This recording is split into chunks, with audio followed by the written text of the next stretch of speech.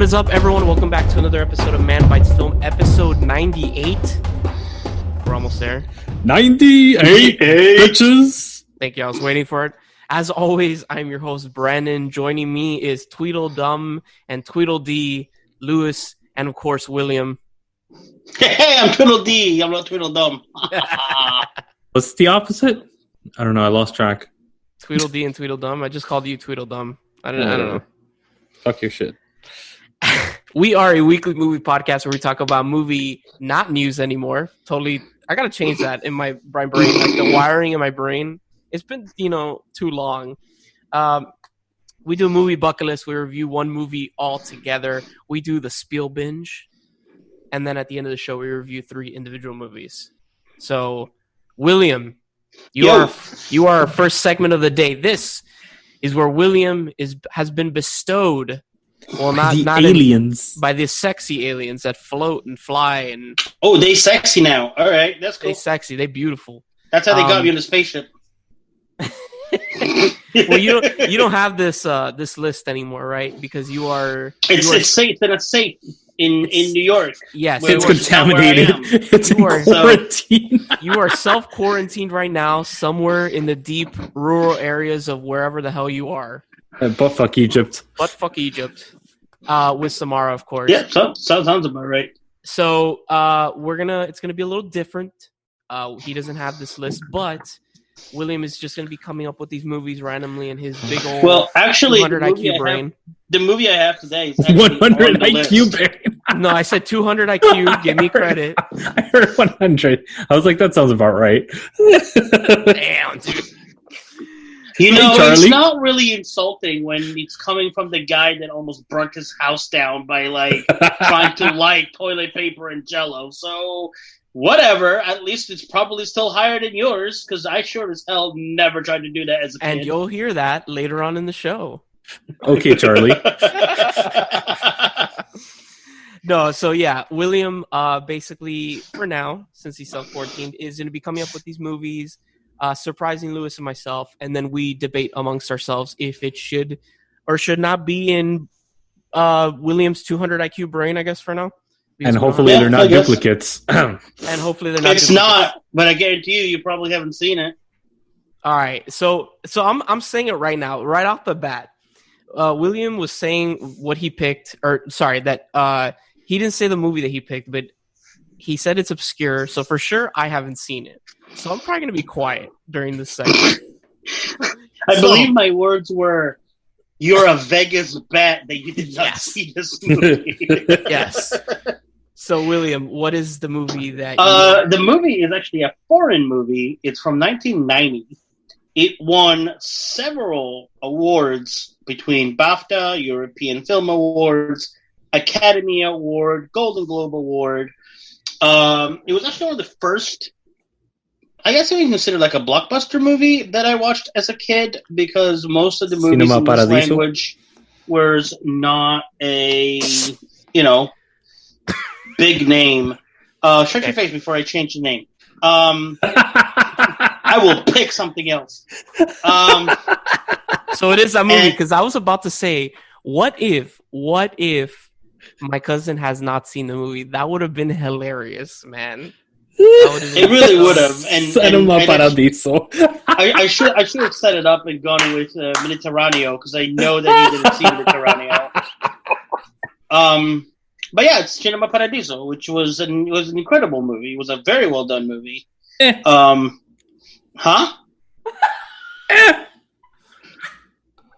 My God, this man. Wow. Mediocre at best. Damn. No, for real. Lewis, no, I really do enjoy this movie. I really do. I'm just giving you shit. Yo, Buddha, bro. Jesus Christ. I really enjoy this movie. This is probably I'll probably say an 8 out of 10 for me. No, wait. Before you continue, Spanish word of the day, I just called Lewis a hijo de puta. Spanish word of the day. That means son of a bitch. Son of a bitch. Son of a bitch. Son of a bitch. For you Southerners out there. Can you continue with Cinema Paradiso? Well, first of all, it's Cinema Paradiso because it's Italian. Yeah. We don't slur our C's unless we're drunk. Cinema. Or not cinema. Jesus. We're not talking about the Hobbit here, okay? Now I lost my train of thought. It is not my favorite Italian movie. My favorite one being The Tiranio, which I love so much more, and the soundtrack to it is incredible. At the time, I mean, like, the fact that it won the Academy Award for Best Foreign Movie, including the Golden Globe Award as well. By American standards, they're not, big name actors that are in it. Salvatore Cascio, Philippe Noiret. He was a famous actor in Italy, right? He was famous back then, but mostly like overseas, like not here. Yeah, I'm talking about Italy. Italy itself. Oh yeah, no. In Italy, he was definitely like to say Michael actor. Keaton back then. Probably. Yeah. A quick synopsis is young Salvatore Di Vita discovers the perfect escape from life in his worn-torn Sicilian village, the Cinema Paradiso movie house, where projectionist Alfredo instills in the boy a deep love of films. I love it. I'm sorry to interrupt, bro. I love when William says anything in Italian, bro, because it's like super English. Like, it just goes like Cinema Paradiso, like it's super Italian, and then it goes back to normal. It's really funny, dude. It's that's why I mean it. Like when you guys like are saying in English, and then you guys like do something Spanish, and you're like, oh yeah, for dinner I had chile con carne. And then I had some diet chile cola. con carne. We're not fucking Mexican, bro. What is this shit with the Mexican stuff, dude? It was the first thing fucking cubano, bro. It's like when I say Joaquin Phoenix, right? Yeah, there you go. It's like Joaquin Phoenix. Yeah. It's just I didn't mean arroz con pollo, bro. Arroz con pollo. That fucking whatever con chile, dude. Look, for the listeners, I'm not making fun of William. I actually think it's really cute how it's just like super like plain Jane English and then like his thick Italian accent. Plain Jane English? Yeah. Is there a different type of English? Hell yeah, brother. You can have an accent of some sort, which... So bitch. William definitely has an accent, but I don't know, I don't know what you're talking about. I have a proper English. I do not have an accent. No, it's called a lisp. Wow. And, theoretically speaking, a lisp can be seen as a handicap, and if you're making fun of it, you're making fun of handicapped people. Or how dare you? Are you making fun of handicapped people, Louis? Are you making fun of people with disabilities? Bro, tread very lightly. I really want to quote David Spader, but I'm not going to. I really want to bust out into a song right now, but I can't. God damn it. Damn you, William. Anyway, when Salvatore grows up, falls in love with a beautiful local girl, and takes over as Paradiso projectionist, Alfredo must convince Salvatore to leave his small town and pursue his passion for filmmaking. That's basically the synopsis. It's the Majestic in Italy. Yeah, I could see that. I could totally. Yeah, kind of. But it was Majestic stole the idea 100%, and it's very similar, but it is a lot better done than the Majestic. A lot better done. Oh, it has passion for film. The Majestic came out in what year? I think it was 2000.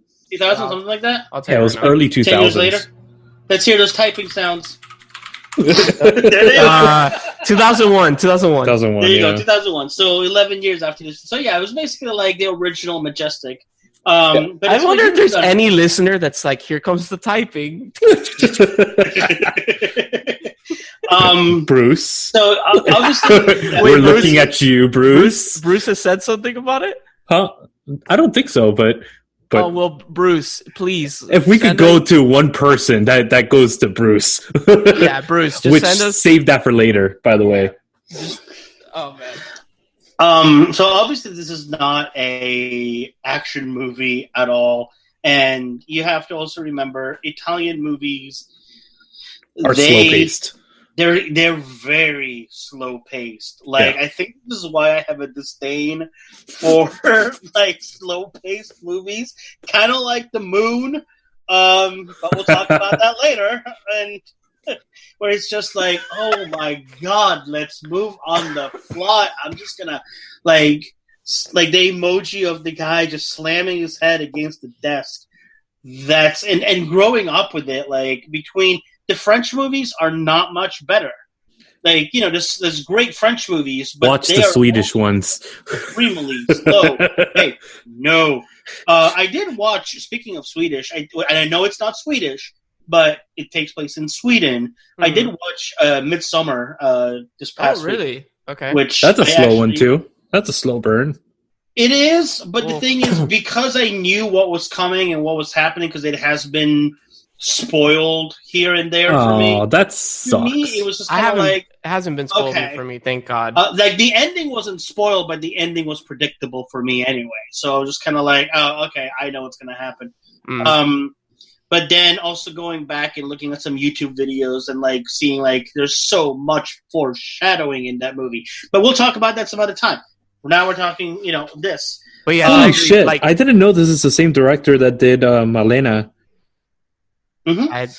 That is a fucking banger of a film too. Brandon's like, sure, okay, good to know. Sure. Are we supposed to know this? I mean, oh man, it's kind of like you posted earlier this week on Facebook where you're like, did you know that the back of a screwdriver can be used to like with a wrench for it? And I'm like, I knew this when I was 8. Is it not common knowledge? No, it is not. That shit blew my mind. I was like, oh, holy crap. And I pulled out the tools and I was like, oh, this is real. Holy shit. It's like a little kid that was told about Santa. It's like, oh my god, I need to experience this for myself. You need to experience Santa? But, well, you know, hey, each their own. He's not a priest. Oh, wow. Jesus, man. Tone it down. Listen, I know that we're near Easter, but let's not crucify people, shall we? Dude, Easter has been canceled. With the way that the world is going right now, Easter has been canceled. The only thing that's being risen on that Sunday is the bread. Wow. Wow. But anyway, back to Cinema Paradiso. I think that, like, I'm biased, like I said. Like, I prefer Mediterraneo over Cinema. But I think that, I think that this came out before Mediterraneo. So definitely it's got its, sorry, I'm Mediterraneo. Oh, yeah, it came out a year later. For the way that it was, for what it was shot, and for what it tackled, do I believe that it belongs on the list to cover foreign cinema in this case, or?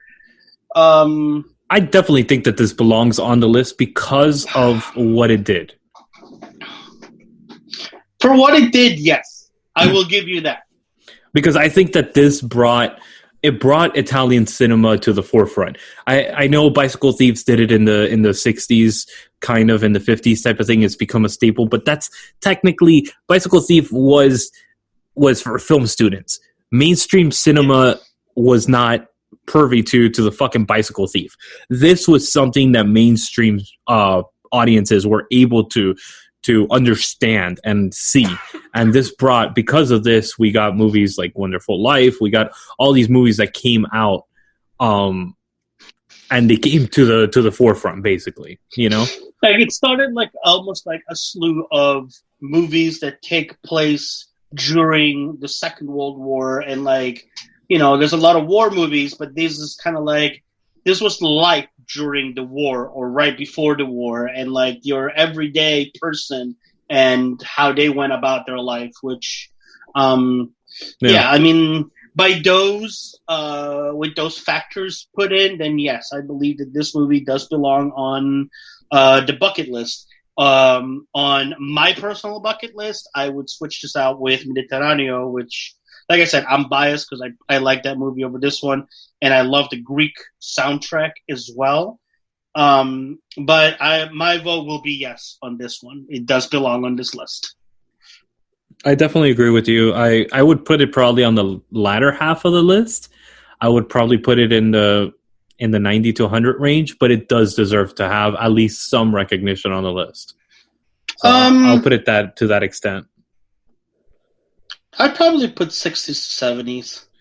And then personally, I wouldn't put it on my bucket list, on mine, but that's just my personal opinion. But I do think that this is something that I would give to somebody to watch, because I think it is a good introduction to Italian cinema. Okay. Fair.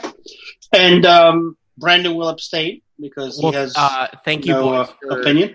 Yeah, thank you, boys, for holding this segment afloat, without me. Always. Always a pleasure. Man, fuck you. All right. On that note, stay tuned to this quick break when we come at you with our new, no, not new. It's always here. It's always been here. Live. I'm like, very live. It's very live. You know what? My mind is in going 100 million miles every direction. It's on Corona. I have the Rona. You were always on my mind. I really don't have the Rona. But we also filmed the show, record the show out of sequence, so it kind of fucks with me sometimes. But whatever. On that note, stay tuned for the quick for the main review. Quick main review, not quick. Apparently, English is not in his mind right now. No, it's not either.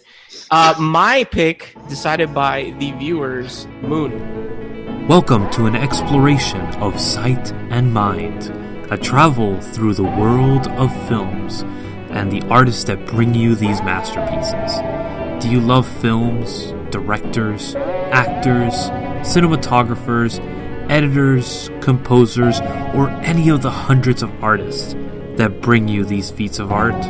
I am Luislacau, your host into the world of films, your guide to Man Bites Retro.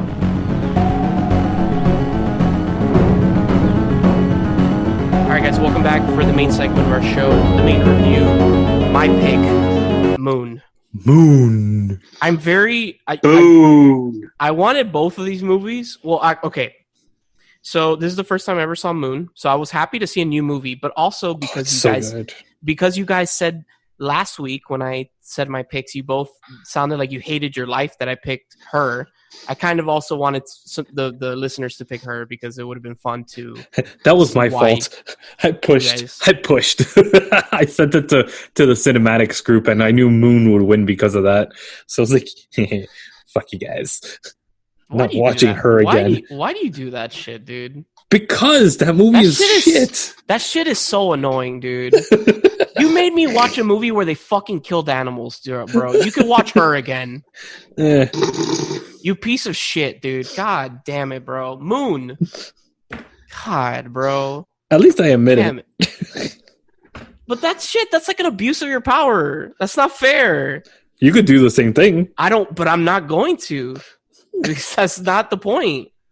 That's like whatever. Moon, starring basically no one except Sam Rockwell and Kevin Spacey. Kevin Spacey. Kevin Spacey's voice is a robot. Yes, I actually. Yeah, well, voice acting is still acting. No, I know. It is. I know. Oh yeah, no. I know you know that, Brandon. I was educating Lewis. Whatever. I like what's the GERTY, right? That's the name of GERTY, the yeah. I actually really like his voice. Discount Hal. Kevin Spacey has a very nice voice. As weird as that sounds. He has a soothing voice. Yes. He's a father figure. That sounds really weird and nasty in light of everything. Especially knowing what Kevin Spacey has done. Yes. Oh, Jesus Christ. So, Moon is basically set somewhere in the future where Earth has basically run out of fossil fuels and all this good shit.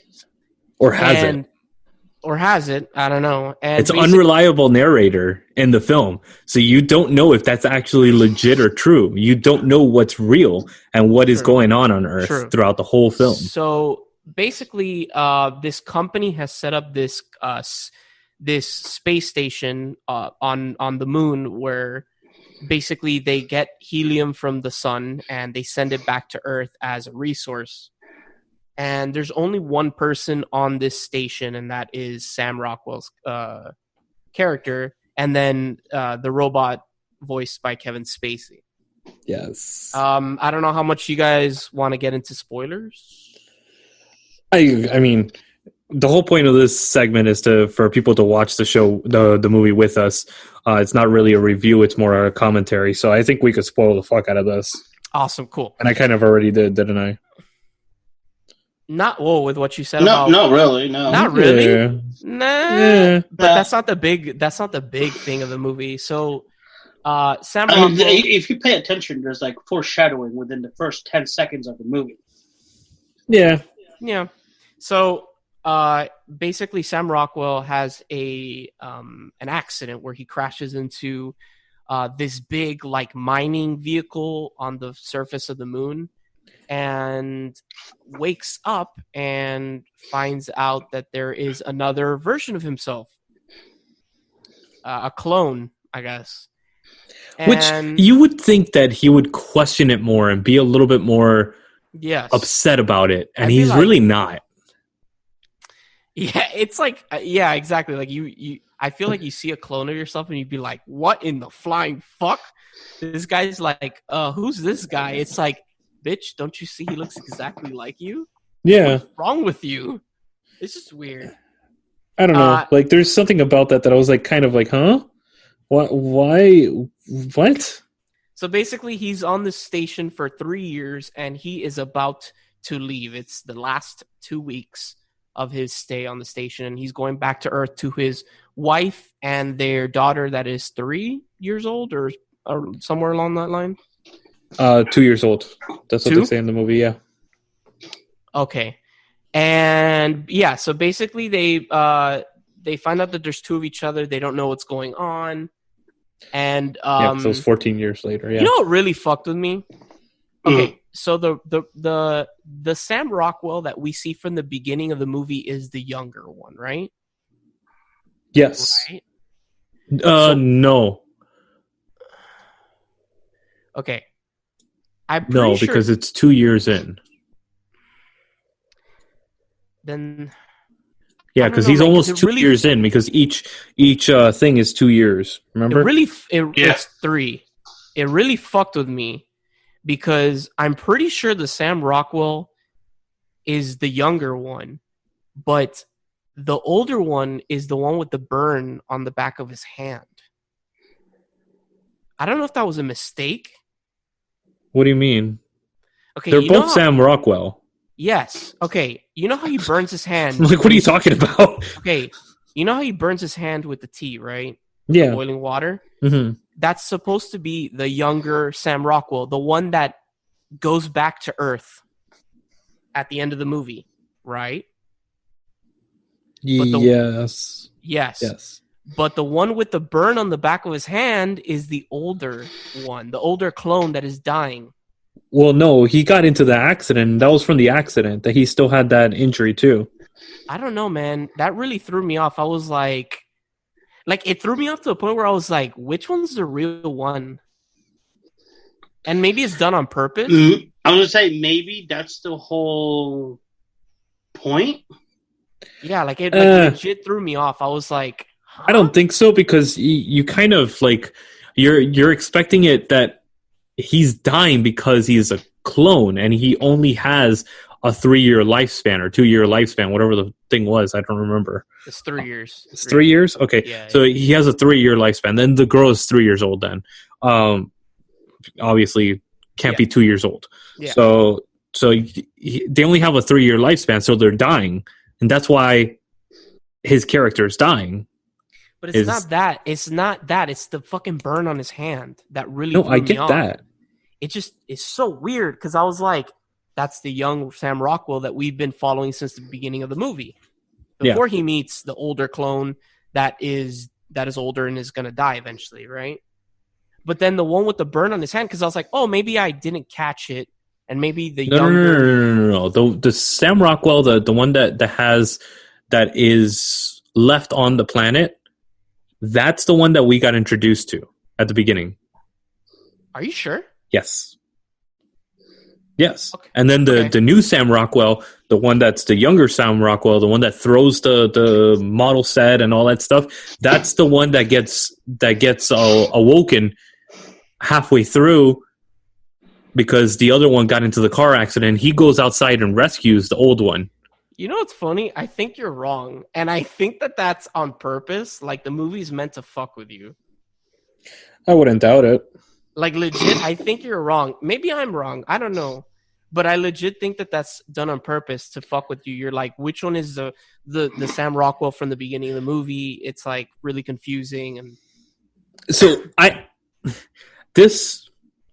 there's something uneven about this movie. Okay. And I can't figure out what it is, but I felt like this film could be flushed out more, and there could be more to this film. And I feel like they cut it too short. Okay. I think that this would have benefited from being a longer film.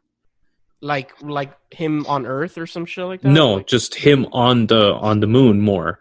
That we would have had more interaction with a little bit more before the new Sam Rockwell meeting the old one to believe him and get to know him and actually connect. I think that there would have been more of a question, more of a distrust, that type of thing. And I don't think that happened.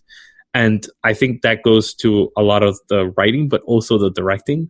This director is kind of one of these wonky directors that, like, his next movie was The Source Code, which was good. But then he followed that up with Warcraft. Oh. I did not know he did Warcraft also. That's hilarious. And it's like, really? This was his first feature film. Moon, that is. Yeah, like, my thing with this movie is, like we were saying at the beginning, it's they're very quick to like each other, and it's really weird. I think there was stuff missing. It could have been more. Maybe they cut it out in editing. Maybe they just deemed it unnecessary. I think it was more than anything experience. I think that because this was his first film, he didn't have the wherewithal to build it out further. And he was working with a really famous actor, so probably he didn't have the money or power to be able to pull further. You know, it's funny, like, nothing against Sam Rockwell, but you're, like, really famous, and I'm like, is Sam Rockwell that hell famous? Yeah, he is. Yeah, he is. And Kevin Spacey? Yes. Kevin Spacey for sure, but Sam Rockwell? I love Sam Rockwell. That man is a fucking glorious actor. I'm not saying anything against Sam Rockwell. I think he's an incredible actor. I'm just saying, like, but in the grand scheme of Hollywood, I feel like he is not that famous when it comes to other actors. You get me? He's not a leading man. I'll give you that. He is mostly a supporting character. Yeah. And you can see that in this film. I will disagree. Like, up until I watched this show, I disagree. I would agree with you, but I sat and I watched Fosse Verdon with Samara, which is obviously based on the love-hate relationship of Fosse Verdon. I feel like right the now TV series. Yeah, but I feel like you guys are like blanking, like looking like a deer in headlights about who the hell's Fosse Verdon. I don't know if Louis. I totally. I heard about the TV show, but I didn't. I haven't watched it yet. Fosse is like one of the big hits that Fosse wrote was Chicago. So that they were like they invented or they wrote a lot of big name Broadway musicals, and they were married and then they got divorced and they have a kid, and it's like I think it's like an 8-part miniseries, but it's really good. Yeah, it is. And Sam Rockwell plays Fosse, and he does an amazing job. Like just like he takes over the scene, and even as the older he gets, the more you are like enthralled by this person. And I went into this like no idea what these people are. Like I literally just watched it because Samara was like, I want to watch it, and I'm like, all right, you watch stuff that I want to watch all the time. Why not? I'll sit and I'll watch it with you. But he definitely did a great job being, because like, you know, it's He plays opposite. Give me 1 second.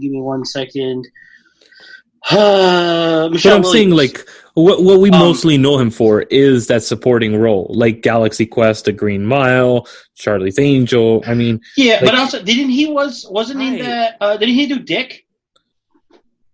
Yeah, he was Dick Cheney and Vice. Yeah, and I mean, like, that was really good. I absolutely love Sam Rockwell and Charlie's Angels, dude. I love him in Hitchhiker's Guide. Oh my god, Zaphoid. Oh, dude, he's fucking awesome. What's the movie I'm blanking out where he plays the TV anchor that was thought to be a spy? The TV persona, like in the 60s. I apologize. I need to do a quick retraction. He was a director and choreographer. He didn't write the shows. Oh, okay. I was so quickly informed by the Samara came in. She's like, loving Samara. She kicked in the door quietly in the corner, and I was like, "She needs to tell you something." So I'm like, "Mute. What did I do wrong?" No, okay. So before we go back to Moon, what is that movie? Maybe William knows it. Where Sam Rockwell plays a TV like late show host or something along those lines. That was. Is it a recent movie? No, it's from like the early 2000s or like late 90s, where he was thought to be a spy. Was it Matchstick Men? I don't know. Whatever. No. Because I don't remember if that was that. Give me 1 second. It wasn't Conviction. It's not Frost versus Nixon, right? Or Frost X Nixon. Frost Nixon? No, it wasn't that either. Doesn't matter. We'll figure it out eventually. Back to Moon. Confessions of a Dangerous Mind? Yes, that one. Yeah. I think so. Yeah. He was like, yes, that one. I think so. No, that is. Yes. It's the game show. Yeah. That one. It's incredible how many movies this man has been in that I'm like, oh, I didn't realize he was in this one, or I forgot he was in that one. I forgot he was in Matchstick Men. I fucking love that movie. God, I forgot. that movie's a good one. Well, no, I knew he was in Hitchhiker's Galaxy. I forgot he was in Green Mile. Dude, yes. Yeah. Come on, how can you forget that? That's one of his most iconic. But Assassination of Jesse James by the coward Robert Frost, that was good.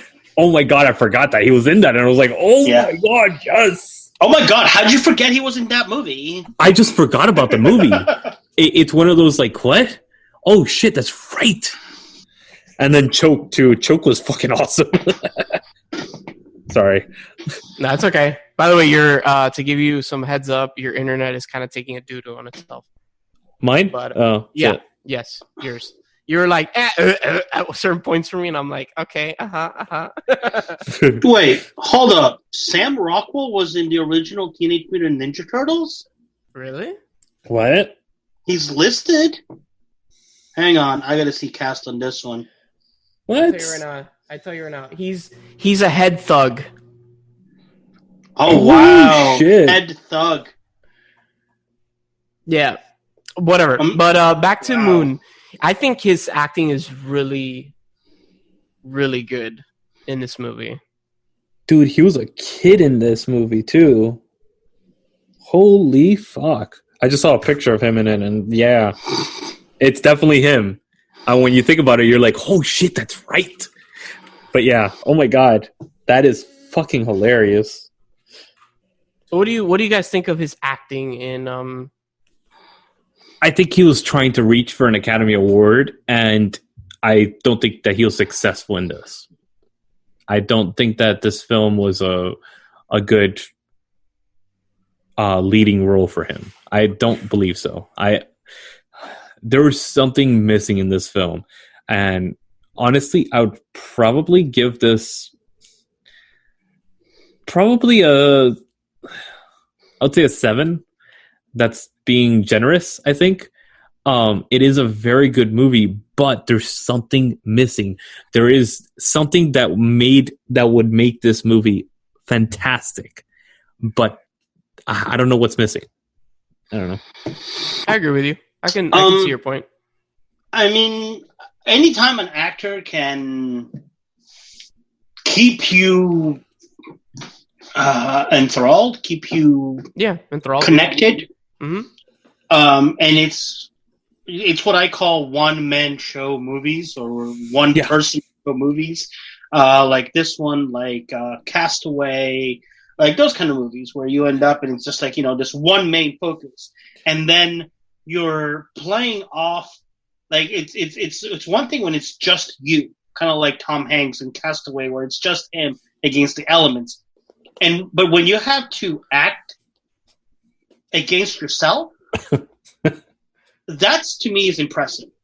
And you do it well. Like, to me, he did a decent job. Like we said, was an Academy Award nomination or maybe not. Maybe it was a little bit of a stretch. But the fact that he did it and he kept us captivated, that's the word, captivated. Thank you.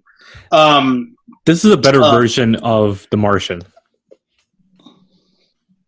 No, see, I think The Martian was a good movie on its own. It was not. Like, I don't think that it was one better than the other. I think both of them, again, you have an actor that's somewhere that's mostly by himself that has to keep you connected and wanting to see how it ends and rooting for you.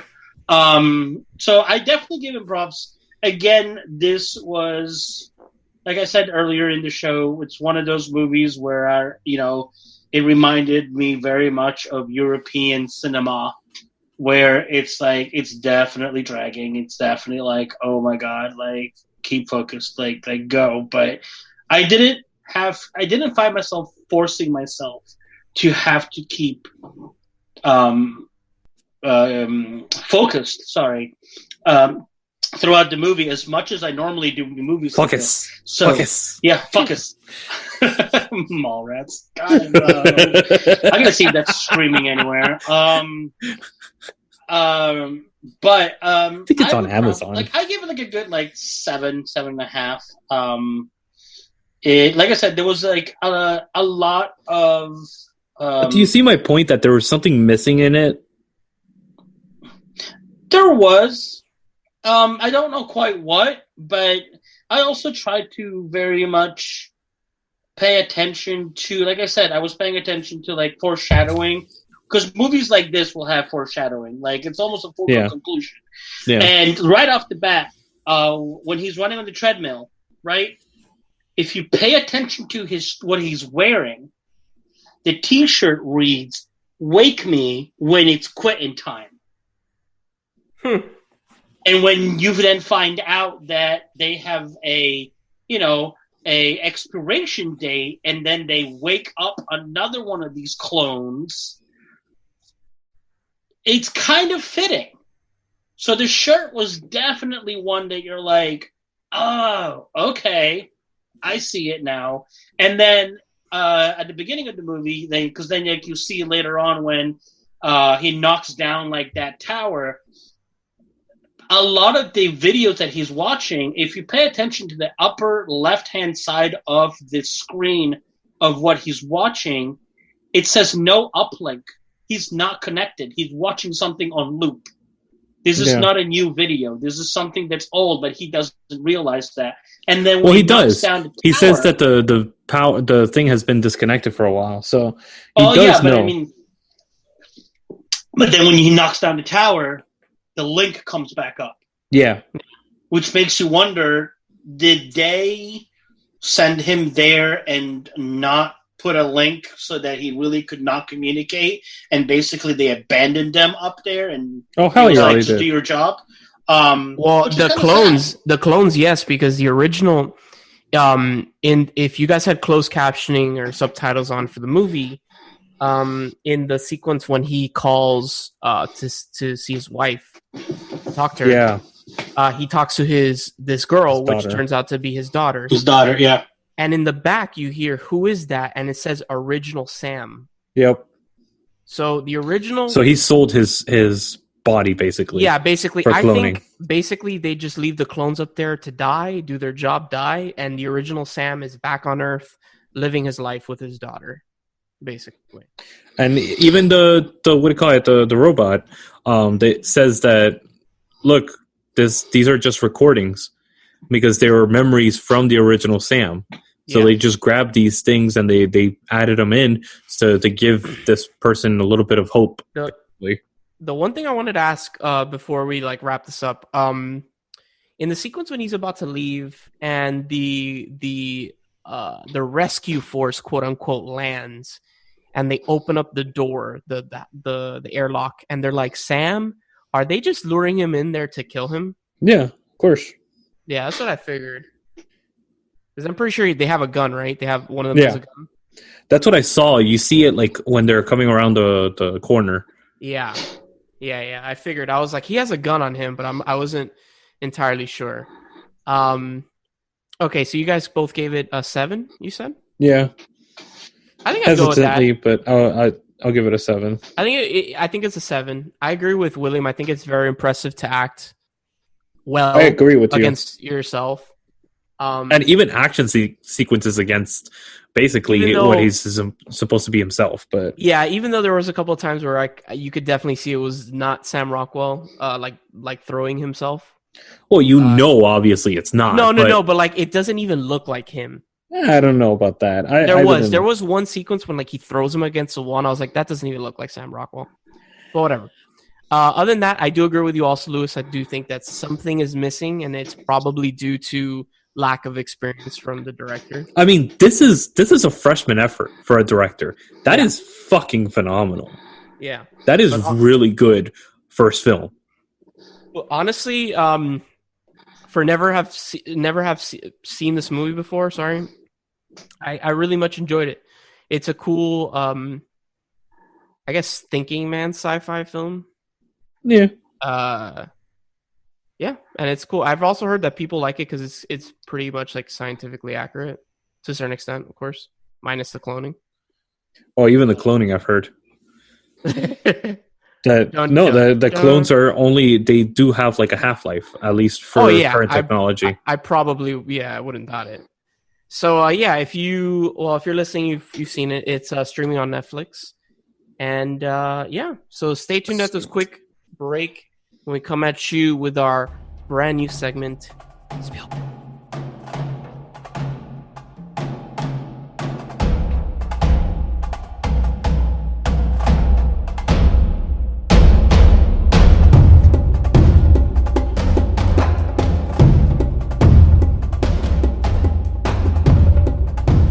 All right, guys, welcome back for our new segment, Spiel Binge. Spiel Binge.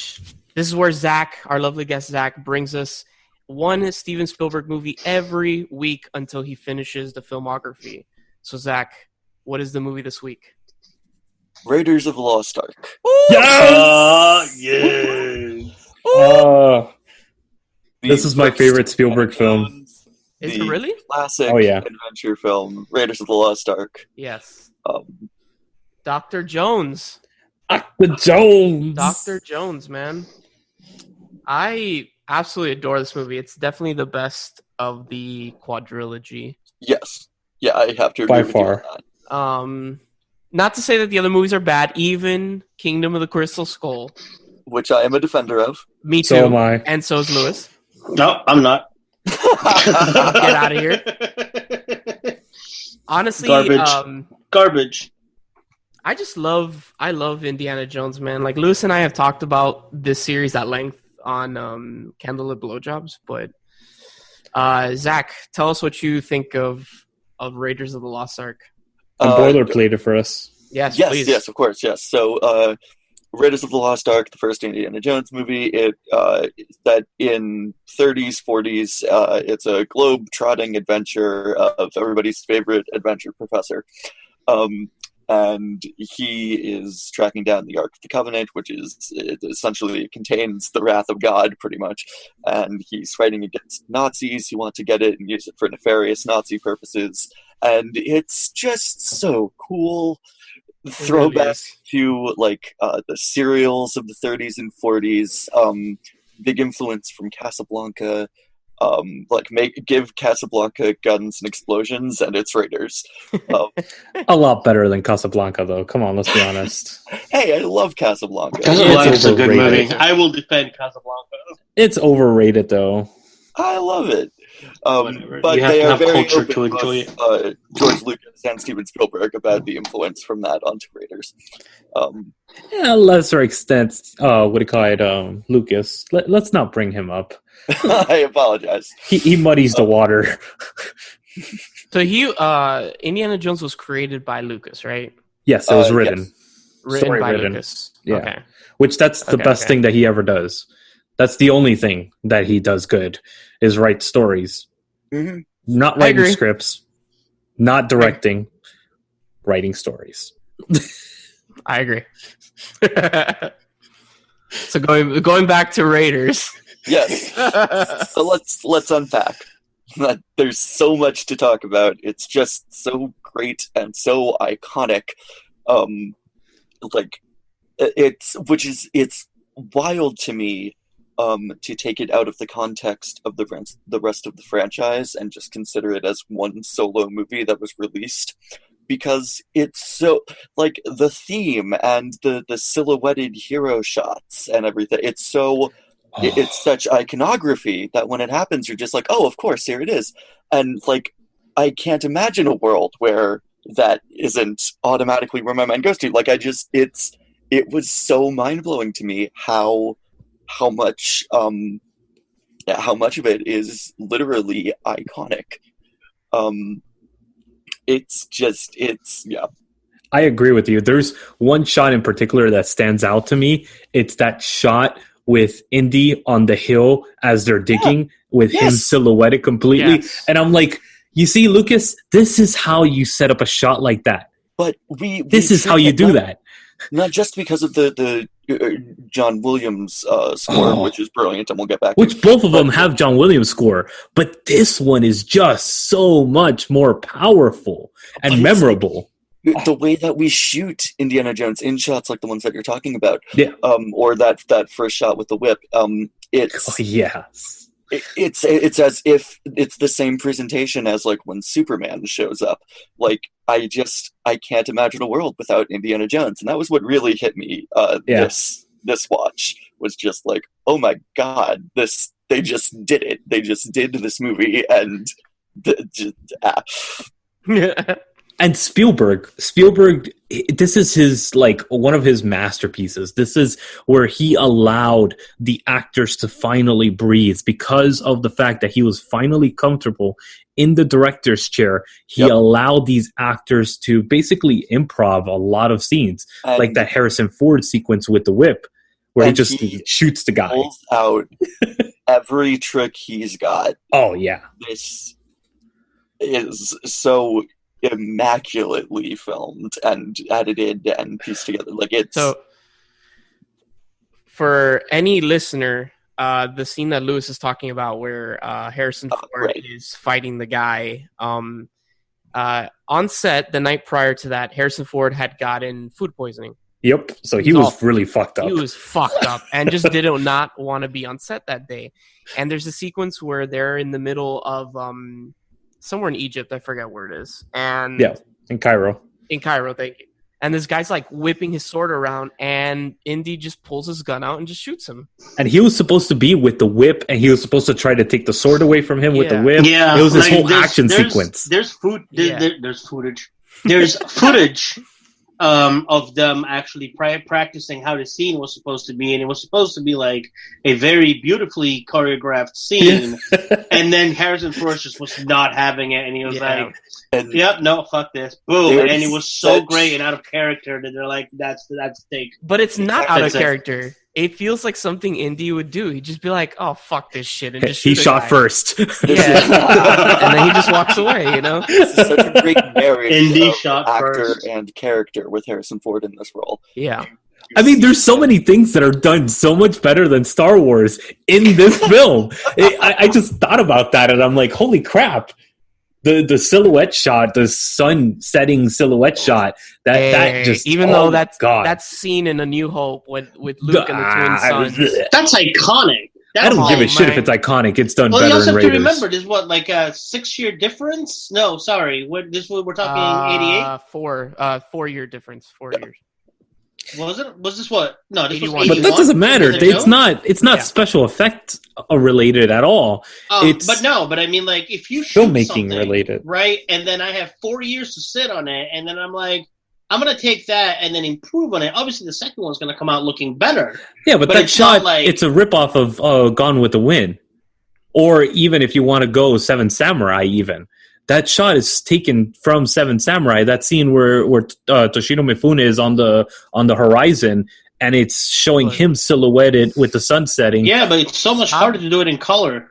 Stop being a sourpuss. I'm just saying, like, it's just done better. It's done. It is, but you can admit that scene is nice. It is. It is. It is really also, nice. Shifting gears back to Raiders, it's so. Zach's like, hang on, hold on. Yeah, I'm like, hey, why am I here? No, it's so refreshing to look back at a time when Harrison Ford was still acting. Wow. Shots fired. Not paycheck After movies. Ford. Like he legitimately gives such a great performance. It is a character. It's a fully fleshed out character, and I mean, like with the roles that he's been taking most recently, he is Harrison Ford, the presence, Harrison Ford, the public perception. But here, this is him performing as this role, and it's a perfect marriage of actor and character. I can't imagine any of the other choices that they were considering for Indiana Jones. No, not at all. I gotta say, after what has happened recently with Harrison Ford when it comes to Star Wars, he does not sound like a nice dude. Definitely He's such a grumpy old man. Yeah, he really does not sound like a nice dude. Speaking of which, actually, it's a good thing you bring it up, Zach. Do you know who was originally cast as Indiana Jones? It was Tom Selleck, correct? Yes, it was. It was Tom Selleck, and he turned it down for Magnum PI. But there's actually some test footage of him as Indiana Jones, and thank God he turned it down because even though he was given the part, because both Lucas and Spielberg liked him, then he turned it down. And at first, they didn't want Harrison Ford because he had already worked with Lucas twice. And he was like, I don't want him to feel like he always has to work with me and whatnot. Yeah. That's why he turned it he swayed Spielberg off of Ford to start with, and then they were like, yeah, okay, let's give it. What Indiana Jones is it that the girl paints her eyelids? That's Indiana Jones, right? That's Indiana Jones. That's Temple of Doom, I think. That's Temple. Or is it this one? Wait, she paints her eyelids? She's asleep, and she No. It's this one because it's right before the American government comes over and talks about the Covenant. That she paints her eyelids. She's asleep, and he's looking at her like, "What the hell?" And then she opens her eyes, and it says, "I love you." Yeah, it's so weird, dude. I love Indiana Jones. I feel like he's such a cool, iconic character, and it's a character that any boy would want to be. I remember watching this as a kid. Whenever I felt sick, there was two things that I'd always get when I got home. It was one thing, my parents were lazy, so they bought me Burger King, and the second thing is I would watch Indiana Jones every time because it made me feel better. This is one of those films that not only the nostalgia value of it holds a special place in my heart. Same. I have vivid memories of watching this with my dad for the first time and being introduced to this whole but I think everybody has that kind of a connection with this movie. The next couple Spielbergs that I'm going down are all ones that I imagine many people have a deeply rooted connection to. They are Americana. Yeah. They really are. And then let's not forget about the supporting cast of this with Karen Ellen, John Rhys-Davis. I mean, Alfred Molina. Alfred Molina. Yeah. Which a lot of people are like, wait, Alfred Molina's not in this movie. I'm like, yeah, he is. He's in the beginning for he's at the beginning. He's the guy that betrays him and then ends up dying. Which is one of the greatest action sequences ever, by the way. Oh my God. Okay, yeah. Can we talk about the prologue? That's a perfect 12 minutes of film. It is gorgeous. Oh my god, that is so well done. It has been parodied and like done again and again in so many forms of media that it's insane. But you have to set that aside and just watch it for what it is. And for what it is a pitch perfect introduction to this character and this world.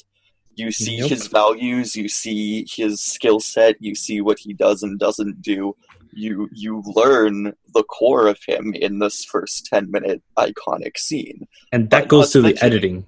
That goes a lot to Michael Caine. But it is an excellent character introduction.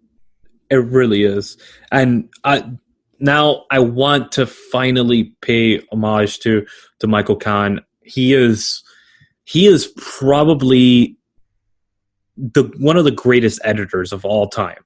The man is responsible for such iconic films, and the fact is that he created the blockbuster editing techniques. Mm-hmm. If it wasn't for Michael Caine, you wouldn't have, I know, as much shit as people give, but you wouldn't have like the Michael Bay films. You wouldn't have these action films the way that they're done now. He is the one that invented that editing style. We're still in the infancy of the idea of a blockbuster movie. Yeah. And this is another huge building block, again, similar to Jaws being the groundbreaker. This is a huge building block in how we produce this and what we're going to do moving forward. Yeah, I mean that shot with the sequence where Indy is running from the natives and he's trying to jump onto the boat, and that whole comedic relief on the boat and the editing style of it, just the fact that every little moment, every little nuance is given ahead, but it still delivers, is a testament not only to the editing, to the directing, but also the performances. It's just all encompassing. And I think it's just phenomenally done. And the fact that Michael Caine is one of these old school directors that all the way until I think it was after Minority Report, he stopped editing on flatbeds. Like, he refused to edit on digital platforms. Mm-hmm. So Jurassic Park, Saving Private Ryan, all these films weren't edited on digital platforms. Well, and he's another one. I mean, we talk constantly about the obvious partnership between him and Williams, but this is another amazing pairing. They work on every single film. Yeah. All the way, I think even now. I think he's still working on the latest films. It's incredible. Now, speaking of Williams, though, good God, this score. Yes. It's I don't words. You know what's funny? There's a scene specifically in, and I know we'll talk about this movie when it comes up, but in The Last Crusade, when the movie ends, when they go out into the sunset on the horses, and that the orchestra flares up with like Indy's theme, it's just there's just so many scenes like that in this franchise that just with like Williams' score, like the directing is crazy, but then Williams' score puts it to like another level.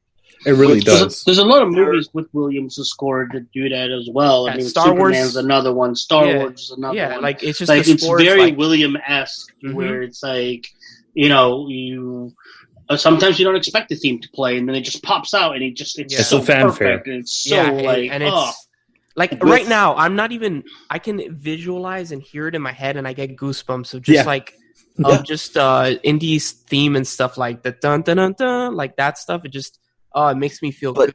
That's the thing of everyone involved with this completely grasping the tone that they're going for. Yeah. We're going for this grand sweeping good guys versus bad guys, American serial borderline camp, and everybody gets on board with that, and we go along for the ride because of that. There's nobody in this, no piece of this puzzle that doesn't understand what it's doing. I mean, even the writer, Lawrence Kasdan, it's like, dude, you got the writer of Empire Strikes Back. Nope. I mean, that's just fucking incredible right there. Mm-hmm.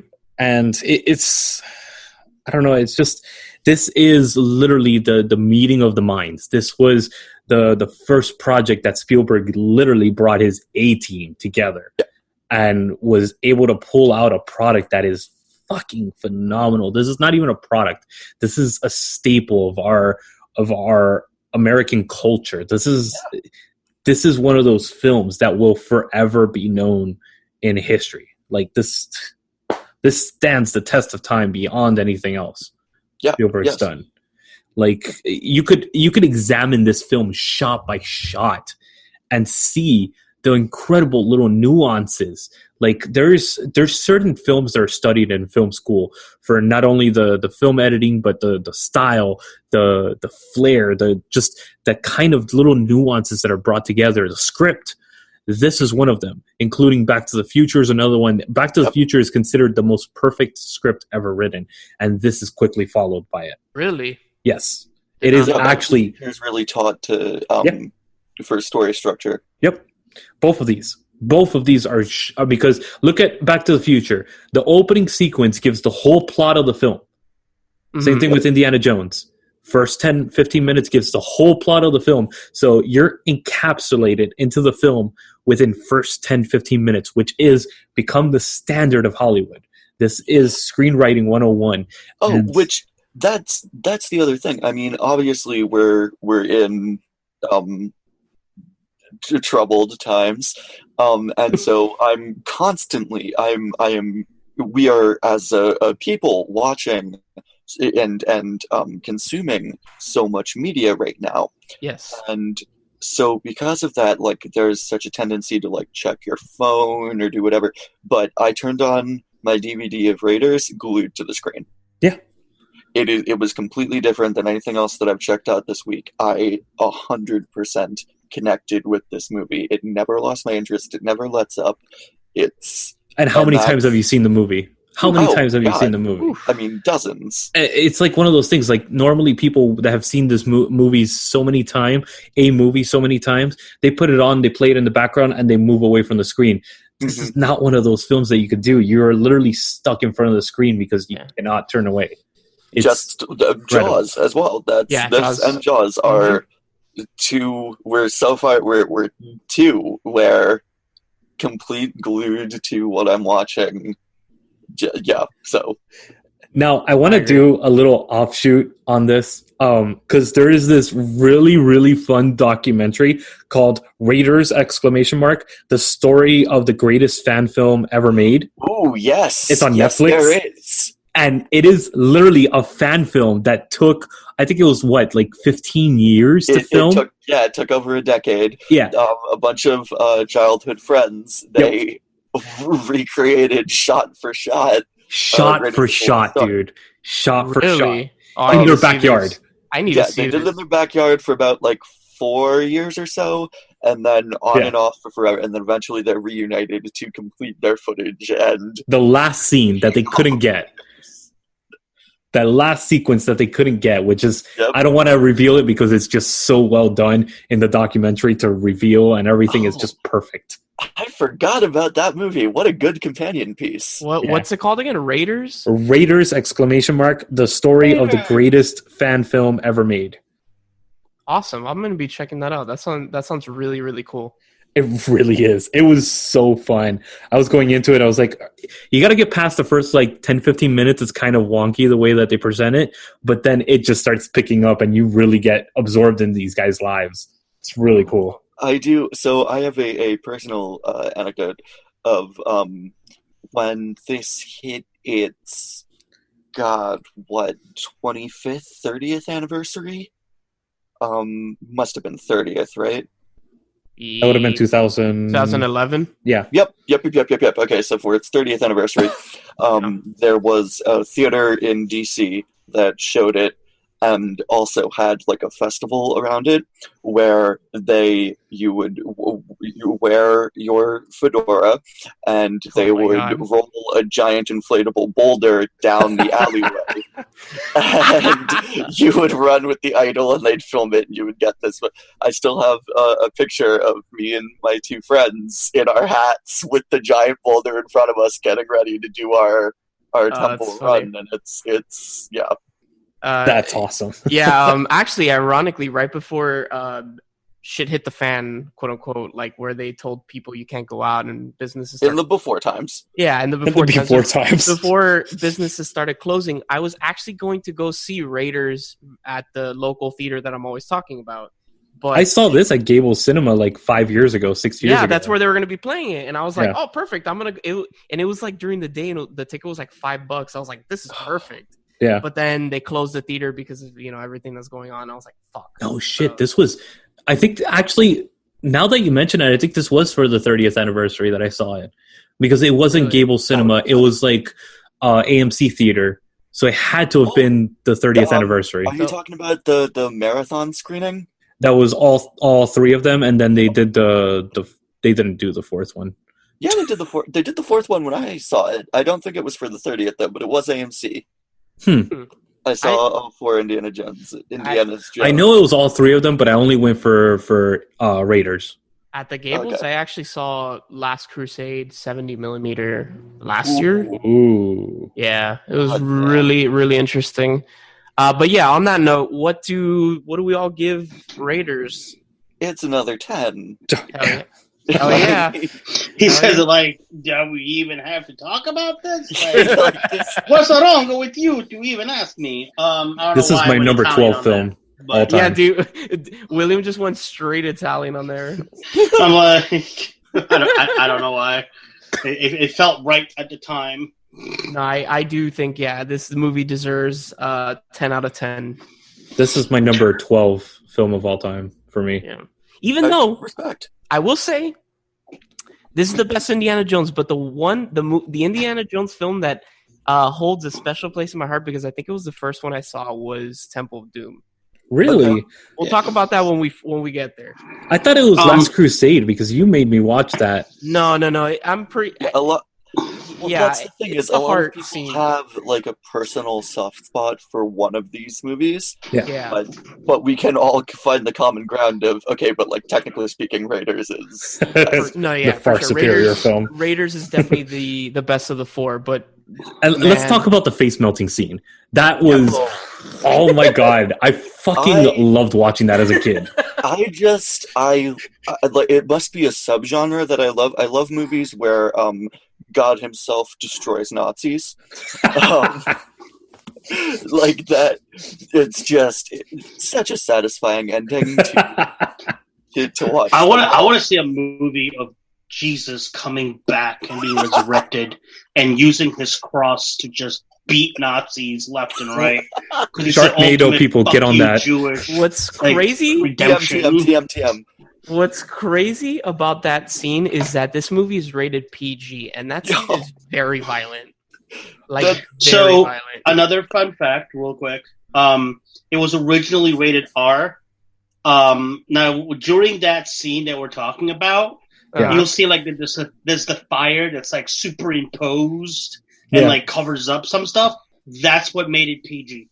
Oh, interesting. When they originally presented it, they were like, "This is a rated R movie," and they're like, "Well, we can't make it rated R," and the NPR or whatever they are. And Spielberg's like, put some flames there. Yeah, well, no, like the people that give the rating were like, if you find a way to cover this in a way, we can tone it down a little bit from rated R. So they went back and they're like, they put fire and they presented it again. And they're like, yeah, no, PG's fine. So fun fact, I actually found a way to recreate that scene in my bathroom. And you look in the mirror? I almost burned the house down doing this. Because what I did, I grabbed toilet paper and Jell-O, and I put it, and then I put. You're an idiot. You are an idiot. I put the lighter fluid on top. I just doused the whole thing in lighter fluid. This is our producer, ladies and gentlemen. This is the person in charge of our show. I was fucking like 12, 10 or 12. Okay, I thought you were talking about like recently. Like, no. I was young. I can totally see you doing that recently. Figured out. Yeah. So you guys want like 10 quick facts about Indiana Jones before we go? Sure. Oh, sorry. So original 10 facts. 10 quick facts about Indiana Jones before we go. Okay. Number one, the original name was Indiana Smith. He changed the name because there was another archaeologist with the last name Smith, and he thought people were going to get the names confused. The name Indiana actually was after George Lucas's dog, whose name was Indiana. Yep. And he presented it to Spielberg, and it's like, cool. Jim, I'm going to butcher this last name, and I apologize. Sterenenko was a Marvel illustrator that is the person that actually originally illustrated Nick Fury, is the person that Spielberg turned to actually draw the initial Indiana Jones and the way that he looks now and whatnot. And he's the one responsible. Tom Selleck was originally cast. We already covered that. Danny DeVito was actually thought for in the original cast, not for Indiana, obviously, although that would be funny as hell. Those were Selleck. He was cast as Salah, is his name? Yeah, Salah. Yeah. The rice. Yeah. Yeah. The scene. My celebrity crush, Danny DeVito. Everybody except Spielberg got food poisoning at some point during the shoot. And the reason why Spielberg didn't get it was because his diet consisted of all canned food that he brought himself from England, and therefore he did not get food poisoning, but everybody else on set did. The Well of Soul set where he gets, where there's all the snakes, was actually in the same sound set, Louis, you're going to enjoy this, as The Shining. As soon as they tore down The Shining set, they started building the Well of Souls. The Harrison Ford injured himself, like the scene where he's battling like the big topless guy by the plane that ends up like dying. He actually injured himself somewhere on his leg. I couldn't exactly I couldn't remember where. But he just kept going like it was nothing, and because he didn't want to stop production. Marvel actually made a 3-part comic of this movie. They made it into comic form in 3 different volumes, and then they also made the further adventures of Indiana Jones. And the submarine that is used in Indiana Jones is the same submarine that was used in Das Boot, because it was filming at the same. Yeah, I knew he was going to do that. It was the same submarine that was used in Das Boot because it was filming at the same time as Indiana Jones. There's 10 quick facts. Sorry. Cool. All right. On that note, so it gets the coveted 10 from the 4 of us, right? Correct? Everybody agrees? He gets the Covenant 10, more like. Am I right? Reference. Dad jokes. On that note, Zach, what is the movie that we are going to be covering next week? E.T. the Extraterrestrial. Ooh. Oh, yeah. On home. So stay tuned for the next Spiel Binge. Immigration. Thanks again, Zach, for joining us as always. Of course, yeah. Thank you, sir. And of course, stay tuned at this quick break when we come at you never live with the final segment of our show, the individual reviews. Of awakening rang through. The world was created. The silence was broken. Middle-earth, with its rolling hills, broken mountains, flowing rivers, and beautiful forest, was created. Cellar Door is a journey into the mythology, the mystery, and the beauty of Middle-earth. Sit back. Close your eyes. And imagine.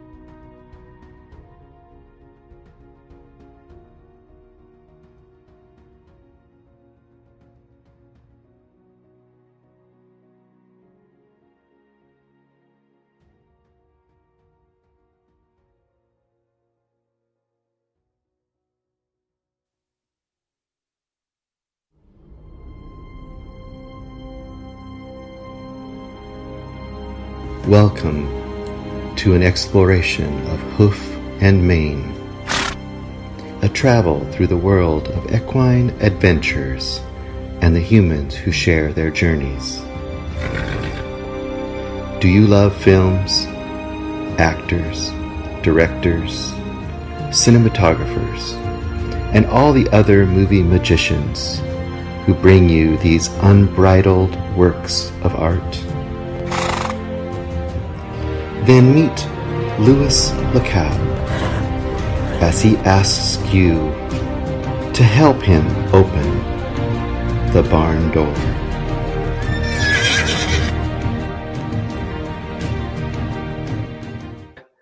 All right, guys, welcome back for the final segment of our show, the individual reviews.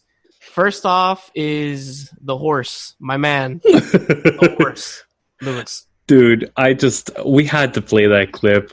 Bruce, I literally, when you tagged us in that, I lost my shit laughing for a good 5-10 minutes after listening to it. To the extent that my roommate was worried and what the hell's going on type of thing. And I showed him the clip and he was like, oh my God, that is awesome. So like, it is hands down the funniest shit I've seen for a while. And because of that, in honor of that, I watched Secretarian. Oh, wait, Secretariat? Yeah, that. Wow. Really?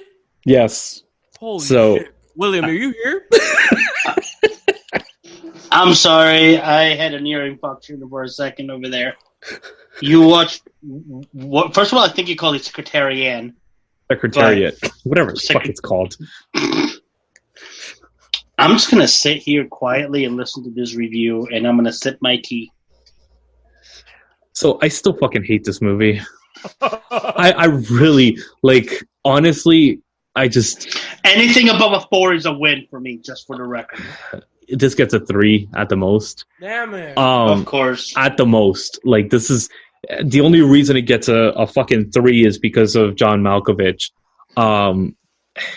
Just this movie, it's fucking lazy writing. It feels like a sitcom being written. It's so fucking tedious and boring. And you want to talk about a fucking boring movie? This is just it dragged. These 2 hours felt like 5. You watch a 3-hour movie about people walking through the woods holding a goddamn ring, but this is boring? This is boring, Whatever. Dude. It felt like watching all 3 Lord of the Rings movies. That's what it felt like. This is a Disney movie, right? Yes, it is. And it feels like it. It feels like it. What the fuck does that mean? It's just... Like, what the fuck does that mean? It holds its punches. It's very, like, PC. It's very, like, oh, aren't you feeling great at the end of this movie? Smile, twinkle at the end of the smile. No, it's just fucking... But this is, like, reality. Awful. This is what happened.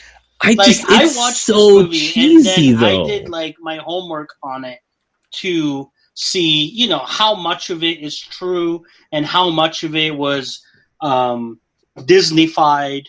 And because let's face it, there's Hollywood-fied and then there is Disney-fied.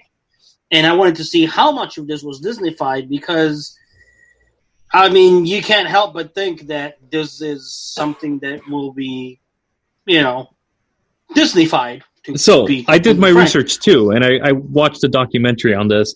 And Miss Ham was supposed to be like one of the biggest bitches of all life, and she was supposed to be like this really racist fuck that hated Eddie Sweet, which is the black dude that's in the movie, and they made it sound like she's like this sweetheart that's putting up with this woman, and then Eddie Sweet's character was like really like had nothing to do with the horse, honestly, and didn't care for the horse in real life. And it's just, and you could tell that this is over traumatized and just. Yeah, but we all know that Eddie Sweet's real name is Clarence, and he lives at home with both his parents. God, I love that. Sorry, I couldn't help myself. Clarence. His name is Clarence, and he lives at home with both his parents. Clarence went to private school. Anyway, But no, I honestly, this movie, the only good part of the movie is the last like maybe 15 minutes, the part where he's actually racing in the Triple Crown. That was actually pretty well done. But even an action sequence was fucking boring. And it's like, if you're doing action bad, god damn. Like, this just... I don't know. This guy... the director, this was his third film. The Man in the Iron Mask, We Were Soldiers, this, Heaven is for Real. Which, like, let's face it. No, let's be honest. Iron Mask and We Were Soldiers are amazing movies. They are incredible movies. No, do not even try me on this one. We Were Soldiers was okay. We Were Soldiers. The Man in the Iron Mask was good. But it's like this guy like blew his wad with Man in the Iron Mask, and then everything else was shit. Like it just, he lost his mojo or something, because you could tell that he lost his way with We Were Soldiers. That was a meandering fucking movie, and you could tell that Mel Gibson was trying to direct that movie, and he didn't have the what do you call it, the standing to be able to direct it himself. But at that time, you could tell Mel Gibson's hand on the camera. And that was the best part of the movie, where the action sequences. And this director doesn't know how to do action. Even in the Man in the Iron Mask, it's literally a static shot, and the actors took off with the film. That is the best part of the film. And again, it's John Malkovich. That is the best part of Secretariat, whatever the fuck it's called. But Secretariat. Yeah, but don't you think that if somebody like the caliber of John Malkovich, if he was with him in Man in the Iron Mask, and then he came back with him years later to do this, kind of gives like credit to the director that maybe he's a good director for an A-lister like Malkovich. No, to be like, yeah, I'll go back and work with you again. No, so I definitely don't recommend this. It's streaming on Disney Plus. I reviewed it because, Bruce, you gave me the motivation to watch it with that clip, and I just wanted to give you the that clip should bring it up to a 4 just to give it homage. Oh, if that clip was playing throughout the 2 hours, I would give this a 9, because that would just elevate it that much more. But no, it's not. So unfortunately, but I don't want to leave on a negative note. I want to actually review something proper, because I found it actually in something that was really good, and I hate doing bad reviews, but I wanted to give it.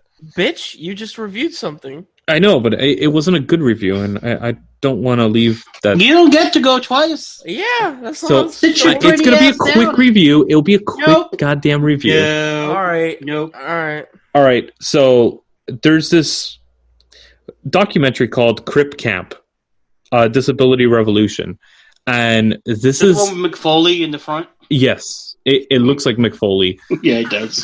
And basically, this is actually the first film that was produced by the Obamas, and it is a fascinating documentary about the first camp that was made for people with disabilities.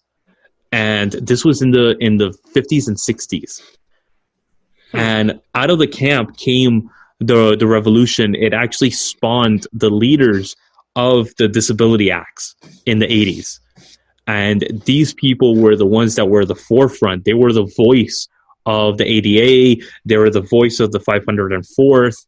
What do you call it? Basically the progression of the Disability Act, where they had to build the ramps in every public space and all that stuff.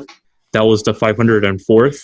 And then the ADA just pushed that even further, that all businesses needed to have it, the 3-foot clearance because of wheelchairs, all these different regulations that came into play.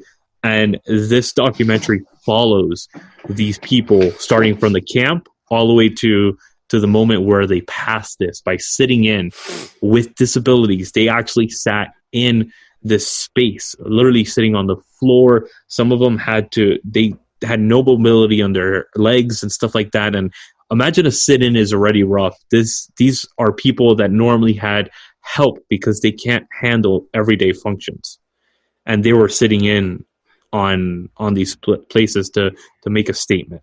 And just the documentary is extremely well done, and it is not hitting you over the head with a political message like I thought it would, considering that the Obamas were behind it. But it honestly, it came from the heart.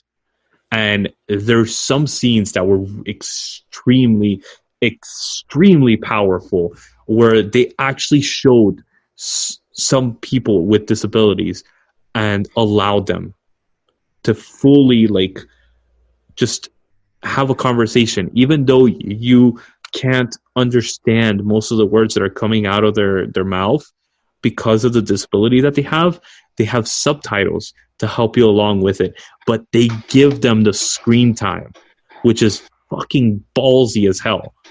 And they give them the screen time to be able to talk and give their message across and give their voice. And it's something that really struck me, I think. And it is an extremely emotional movie, documentary, and it really hits you, especially if you know somebody with any of these disabilities. And I think it's a very powerful documentary. And it's streaming on Netflix currently, so I definitely give this a 9 out of 10. This is a fucking banger of a movie. So I definitely want you guys to check this out because it is something really fucking good. Okay. And that's why I wanted to do another review. Always Lewis. Going against the grain. Always. On that note, it's my turn. Speaking of animals, if you've heard of what I'm going to review, if you haven't been living under a goddamn rock for the past, was it 2 weeks that this has been out? Pretty much. But it's the past week and a half it's just it just blew up all of a sudden. And that is Tiger King, the documentary limited series that is streaming on Netflix.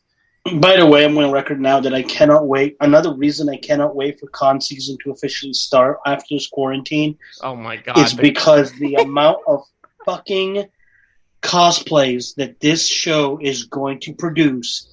And I cannot wait to see what people are going to do with them because it's going to be great. I'm already calling it. There's probably going to be somebody that's going to be half Tiger King, half Carol. Because I know that's going to just wait. This is waiting to happen. But anyway, go on. I'm sorry. No, you're fine. So the documentary mostly follows a man by the name of Joe Maldonado Passage, or more known as Joe Exotic. Yeah. He's this very flamboyant gay guy that owned a zoo in Oklahoma that owned tigers. And just the batshit crazy stuff that happens in the world of breeding tigers and petting tigers. And he's at war with this woman by the name of Carol Baskin that lives in Florida because she's all about, stopping the whole breeding tigers and shit like that. But then they go into her and she was married to some guy and who was a millionaire and he just disappeared one day and has never been heard of again. And she inherited all his money. It's crazy. And then there's a third guy. I forgot his name. What's his name? William, can you help me out? Dr. Oz? Dr. Oz? I don't think that's... Okay. Maybe it wasn't Dr. Oz. Hold on. I gotta bring it up now. Tiger... Ankle? Addle? Something like that? Adderall? Dr. Addle? Adderall? Dr. Adderall? Whatever. There's another guy. I forgot his name. I'm sorry. He is in... I forget exactly where he is. He's in another, and he owns another zoo with tigers and stuff like that. And it's basically, the documentary it's 7 episodes. Howard Baskin? No. That's Carol Baskin's current husband. Yeah. But Carol Baskin killed her ex-husband. I'm sure of it. But whatever. John Renke? No. It doesn't matter. It's something with an A. Dr. something A. Dr. Anus. Yes. So the documentary is 7 episodes long. Antle? Yes, thank you, Dr. Antle. Sorry, that was going to bother me until I figured it out. It's fine. So they're like the 3 main players of the documentary series. The series is 7 episodes. It's on Netflix. I was so engrossed by it that I watched all 7 episodes in one sitting.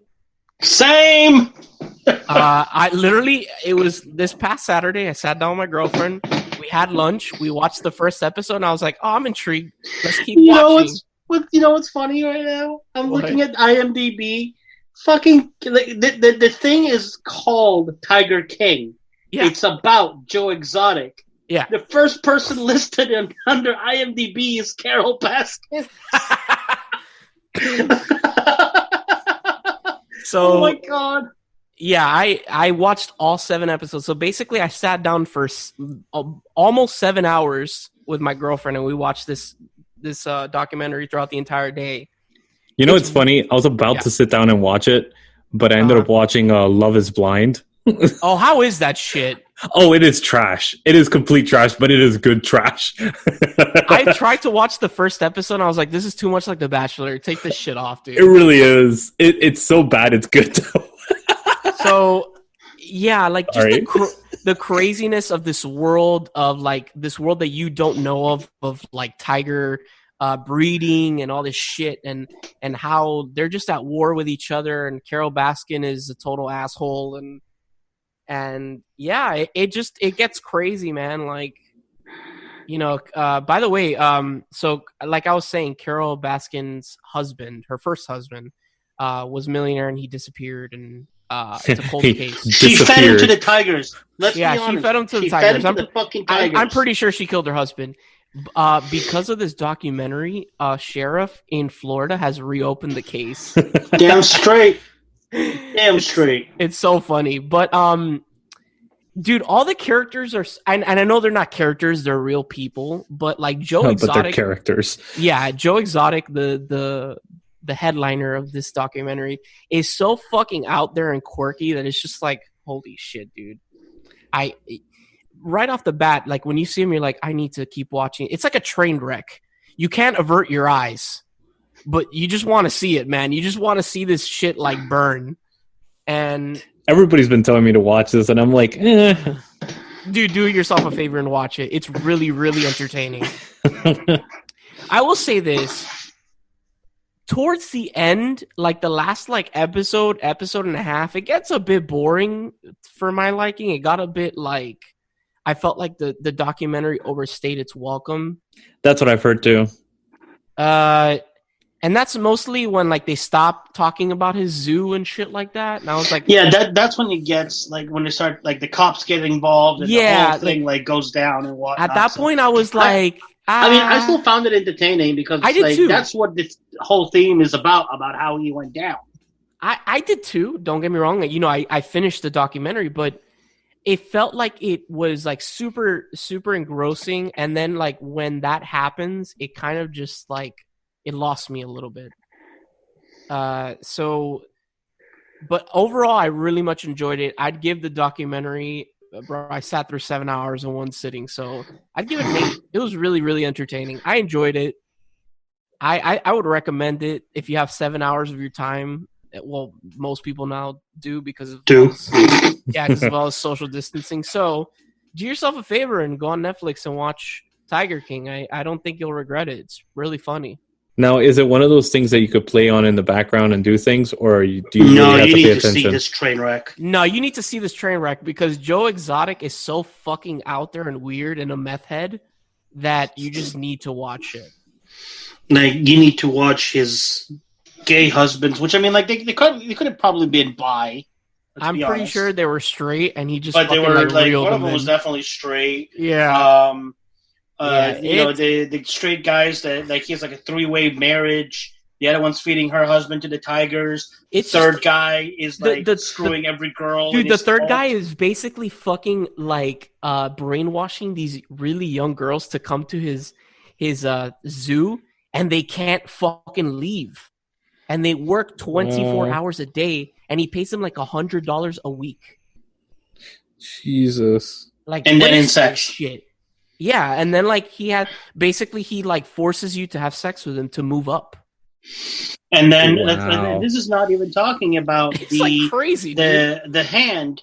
No pun intended, but like the zoo helper that loses his arm. Yes. And part of it you see it on camera because they Yeah. were filming at the time. Yeah. And then literally like Joe puts on like this paramedic jacket and he walks into his whatchamacallit, the gift shop in the like zoo. the gift shop, and it's like, people. So, I'm going to be honest with you guys. I know you're about to come and see my zoo, but my zoo hand literally just got our arm bitten off. So I can either give you a refund or I can give you a rain check. Honestly, I'm not. I actually found that to be a little bit like. He did a good job in that sense, because if not, they would have just been going around the park and this man has like his fucking But it arm was like mauled how off. nonchalant Yeah. he did it. Yeah. Oh, we forgot the part where he tried to run for president and then actually ran for governor and still got like 20% of the votes in Oklahoma. Dude, it's Oklahoma. Dude, straight up, it is. The documentary is a train wreck. It is, but it's so fucking entertaining.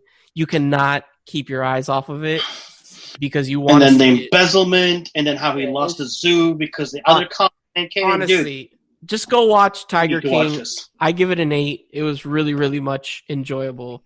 And now that no one is, people are working from home and you have a lot of time on your hands, you'll watch it. Yeah, and you'll understand a lot more of the memes that are coming around, that are floating around the interwebs right now. Okay. All right. So, William, what are you rounding out the show with? Well, I was going to do Tiger King. I know. I know you were. Unintended. What? No. Rounding out. No. Dude, it's not always a fat joke, okay? Yeah, for me, it is. Damn, dude, are you? I'm not. So, William, what are you going to review this week? He's just more upset that I got more hair on my chest. No, he's just He's projecting his insecurities about being fat onto you. Wow. Wow, straight up school bully. That's where he went. Speaking of being a straight up school bully and an asshole, just because Christian in this movie is a complete fucking dick. I did not know that it was streaming on Amazon Prime, but I ended up watching Midsommar. Yes, which is it's pronounced Midsommar, right? Somar, yeah. Midsommar. I don't know. I liked it. I will say I went into it not knowing the ending. The ending was predictable after a little bit. I'm like, I know what's going to happen now. But it was spoiled to me in like some scenes. I had seen little clips of it here and there. I like the fact that Will Poulter's in this. A lot of people mostly know him from what's that show with William H. Macy that's been going on for like 10 seasons on show. Shameless. Shameless. I mostly know him as Jerome from Gotham, which for a while was going to be like the Joker. And then I realized, oh wait, he's from there as well. He's in a lot of like he's becoming that actor that you're like, oh, I didn't realize he was in this movie. And then when you watch it, he was in We're the Millers, and he's a meme from We're the Millers. Yeah. The Maze Runner. He was in Narnia, The Revenant. Obviously, the Maze Runner series of movies. Fuck, that's right. Yeah. He was in The Revenant. I forgot that he was in that. Mm-hmm. Holy shit. Wild Bill, Glassland. So, which is funny because in Glassland, Christian is in Glassland as well. So these two actors have worked together before. Florence Pugh. Florence Pugh. Pew. I like that name. I'm sorry. Pew. Sorry. And he says my IQ is under 100. Why don't you go like light up some Jello. That'll be my insult for a while now. Like, go light up some Jello. Now people know what you're talking about. Yeah. Dumbass. So, huh? Just go on. Lou. Well, no, I was saying my insult to Lewis on the show from now on is going to be go light up some Jello. So Midsommar is, again, like you said before, it's definitely a little bit of a drag fest. Please don't spoil anything because I have not seen the movie. And No. I'm going to try and do this as spoiler free as I possibly can. Okay. So spoiler free Midsommar. There is, if you pay attention to the movies, if you pay throughout the movie, if you pay attention to symbolism and you watch also the background, there is a lot of foreshadowing in this movie. Mm-hmm. This is the greatest breakup movie you will ever see. It really is.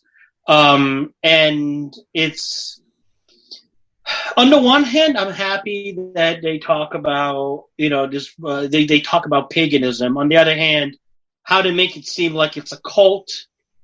I, being pagan, I'm like, not the best way that I wanted this to, want paganism to be brought to the forefront. But, gonna take your victories and your defeats. Synopsis, basically, that's rough to do without spoiling.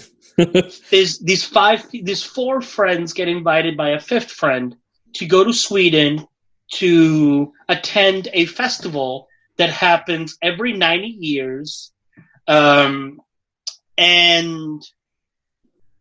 that's it. Well, that's as far as you could go without spoiling. Ensues. That's pretty much all I can say without spoiling it. Very well done. Obviously, it is. This is the movie directed by Ari Aster. Yep, Hereditary. Which, say, if you don't know who he is, watch Hereditary, because I got bored and I watched that right after Midsommar. So I'm pretty fucked up in the head right now. Let's be honest here. But I liked this better than Hereditary. What? Yes. Oh. Yes, I wouldn't say that. I wouldn't go that far. But wow. I would. But I don't know. Like, I felt more that even though both movies are really slow paced, both of them, again, symbolism, pay attention, you can kind of see what's happening. This had my attention a lot more and a lot better than Hereditary. There's a lot both missing really in good it. Movies. And there's a lot, like, you need to watch this more than once. Like, not only that, but there's a lot missing in the one that's available currently. I think the director's cut is like 45 minutes longer, and it adds a whole other level to the story. And Are you talking about Midsommar? Or are you talking Midsommar. Midsommar has a 45-minute more director's cut, so it runs close to 3 hours. I was not able to find the. It's not available anywhere. It's not available anywhere right now. Oh, okay. Well, if they ever come out with it or release it, I will definitely watch it because I want to see what this. I know there's like a scene that's one of the scenes that's cut is when they're in the car when they get to Sweden and they're driving to the festival. That's the scene that's cut, but it's only like 3 minutes long, so there's still like 72 minutes missing. Yes, and then not only that, there's also there's a lot of sequences that kind of shy away from the fact that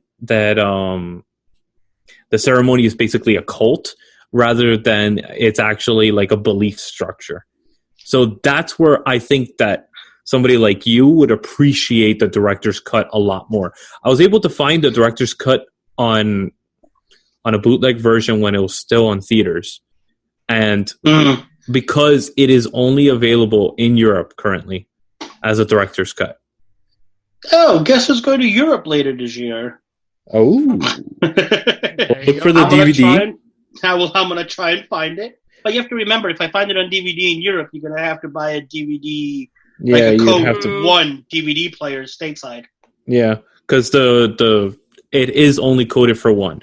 I tried looking online to see if it was coded for worldwide. It is not. So, nope, it's only coded for one. So if you're going to buy I have it, no problem picking you up a copy. Just know that when I send it to you, you can't just pop it into your DVD and be like, you know what? You sent me a bad copy because your IQ is under 100. And I'm like, no, it's a European cut, and you can't watch it on American DVD. Go light some Jello. dumbass. Asshole. Sorry about that cough. Corona's got the best of me. Call it Corona. I definitely, if you haven't seen this, you need to watch it, especially if you liked Hereditary. Brandon, if you get a chance to see it, like I said, it's on Amazon Prime, so if you've got it, watch it. Definitely not a date night movie. No. Not unless she's into like gore stuff. That absolutely, it's a.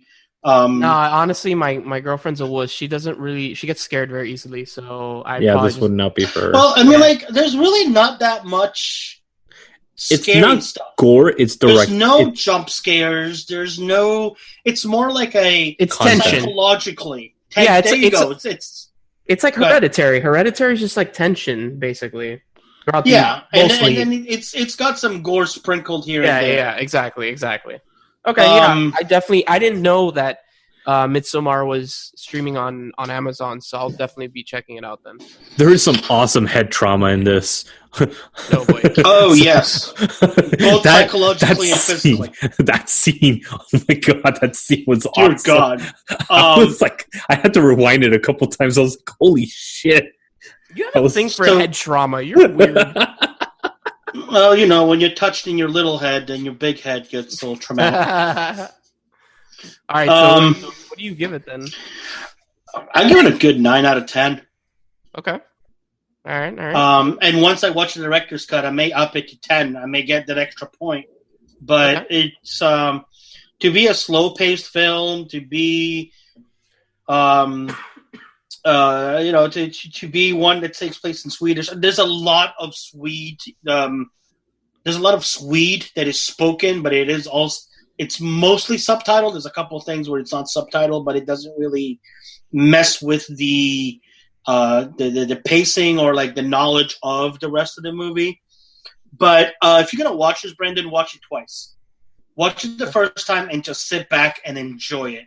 Don't try to guess, don't try to pay it, and then watch it again and look at the background, look at everything that's going on around, and trust me, that's why I enjoyed it as much as I did, because the second time that I watched it, I was like, wow, okay, I see like the foreshadowing on this, and the mise-en-scène there, and the symbolism here. So you and the mise-en-scène. Well, yeah, I mean, like, you can't tell me there is none in here. I know, I'm giving you a hard time about the word in particular. Yeah, it's a good word. Okay. It's a cinema word. All right. So, William, what are the 2 choices that you are giving the listeners for next week? Oh, my God. I watched Secretariat, so fuck you. Secretariat! There's a fucking T at the end. Are you dumb? I love how me and Brandon say that at the same exact time. You couldn't time that any better. So the one is you're gonna love me for this one. One is a musical. Fuck you. And one of them is this screwed up my childhood movie. Return to Oz. Yes. Return to Oz is streaming on Disney Plus. Okay. So I definitely that one's got my vote, and the other one is a musical with the wonderful, loving Barbara Streisand. Yentl. God damn it. Yes. Fucking because Passover starts on April 8th. So happy Passover to all our Jewish listeners. All the Jews. Yes, I'm going to be cooking my first, what do you call it? Passover meal. Wait, Seder. It's not Seder. Seder. Whatever. Is Naomi Jewish? Yeah. Oh, really? I didn't know that. Okay. Oh, interesting. The more you know. Yep, you're the only one not dating a Jewish girl. Way to be different, Brandon. I am not dating a Jewish girl, yes. You anti-Semitic fuck. You have no idea what you're missing, brother. Oh God. All right, so I mean, okay, Jewish guilt, but that's not something to miss. what is Yentl streaming on? Amazon Prime. Yeah. Amazon Prime. Okay, all right. So you got Return to Oz or Yentl. Yes. Choose wisely, people. Choose wisely. Choose wisely. Oh Jesus. Hey, at least it's not secretarial. All right. On that note, William, I know you wanted to plug something. Yes. Actually, it is starting today because the show drops on Friday. So starting today, Friday, Saturday, and Sunday, I have 4 of my friends that have come together and have made a convention from home that everybody can attend. It is called Magic from Home Con. Magic from Home Con. They actually have a page on Instagram. You can hashtag Magic from Home Con. It's Brandy, Steven, Chelsea, and Danny of Simply Potter, Muggling Khakis, Gryffindor Pinup, Mandrakes and Mischief. And by now, they will have the list of everything that's happening for the next few days. At the time of this recording, they have a cosplay Q&A at 1 o'clock on Saturday, and then a cosplay showcase at 4 o'clock, always on Saturday. There is a great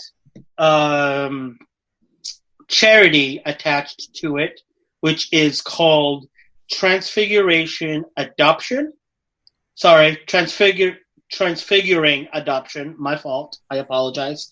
Which on Instagram is Transfigure Adopt.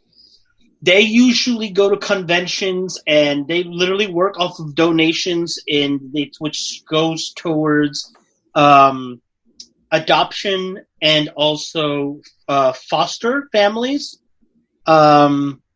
It affects their ability to provide resources and for families that have adopted or are doing a foster care. And if you attend this, they just ask you, donate what you can. I know that we're all tight on money. I know that we're all, a lot of us are not working at the moment. But even if it's like $5 for the weekend, $10 for the weekend, or $5 a day, it's Harry Potter based, but it doesn't have to be Harry Potter cosplays that you can submit, that you can watch. They're going to be doing panels, using Instagram, using Zoom. They're going to try and do stuff through Facebook, maybe even Skype. It is a wonderful a wonderful cause. And also next week, I'm going to be a guest on Danny's podcast called Creating Magic Podcast, which drops on Thursday. And it's going to be a body positivity episode. Nice. So if you have any questions or anything, by all means, let me know, and we can address them on the show. What were you saying? I'm sorry, Louis, I cut you off. Also, by the way, anybody that's out there that is actually currently working because you are actually working and your job hasn't closed down, you guys are getting that money refund from the government. Try to use that for charities. Let's use that to give that to the people that actually require it and need it right now. So yes, the government is giving you free money, but try to use that for people that are struggling currently. That's what it's for. It's for those people. Help a brother out like me. I'm not working. I'm not getting paid. Exactly. And it's like there's a lot of charities right now. There's a lot of grants going around. There's a lot of things that are out there, a lot of resources out there for people that aren't working. So please go out, go online, try to find these things. I could try to create like a spreadsheet of random sites and stuff like that are helping out people that are really in need, grants especially. There's also check out with your financial institution that you have a car loan with. I was able to divert one payment because that's an option that they're giving people, and just try to do that because it is going to help you out. to push a little bit further ahead the payment so you don't have to worry about it this month. Talk with your banks, talk with your credit card companies, all that stuff. Don't put your pride over putting yourself in a bad situation because of this that's going on. There's things in place that are willing to help you out. So I know it's a dark time right now for a lot of people, and a lot of people have a lot of stress going on because they have no other income coming in, and literally all they have to pay their rent is the job that they currently don't have. So please be careful out there. Try to have some consideration for that. I know a lot of pharmacies are hiring. A lot of places are hiring as seasonal for this virus. So if you are able to work and are able to work with the public, please go out and do so. And lastly, if you don't need to be outside, stay the fuck home. Yeah. Like, I'm sorry that I'm being very blunt about this. I'm sorry that I'm just like, no, it's just stay the fuck home. Like, you don't need to go to the park. You don't need to go like hang out with friends and have pool parties or stay the fuck home. My favorite that I've been seeing on social media, that like, dude, I literally know people that have been like, oh yeah, social distancing, stay home, and then like 2 days later they're on a boat with like 4 people here in Miami, and I'm like, right, that's not social distancing, you dumbass. You know what I did with a couple of friends over the weekend? I actually we went in a car and we hung out in a parking lot and called each other. And it still gives you that opportunity to kind of interact with people and see each other. We live in a day and age where you can FaceTime like multiple of your friends. There's things called Discord, exactly, which are totally free. You could talk to your friends, play video games. If you're into video games, play video games with your friends. That's another way to hang out with them. You know, I had a friend of mine that just lost a grandfather yesterday to coronavirus. Yep. So, remember, just because you don't think you have it doesn't mean that either you can't catch it or you can't just be a carrier. There are people that have immune systems so strong that you'll never have it, but you sure as hell will pass it to somebody else. Yep. So, like, I know that we call each other the 3 idiots with a mic and we like to have fun and what, but this is serious. This is not something to screw around. This is not something to have fun and play with, not just your lives, but other people's lives. So please, again, stay the fuck home. Yeah. Also, not only about people's lives, you stay home, this shit will end sooner. The sooner you go back to work and start getting paid again. Exactly. Right?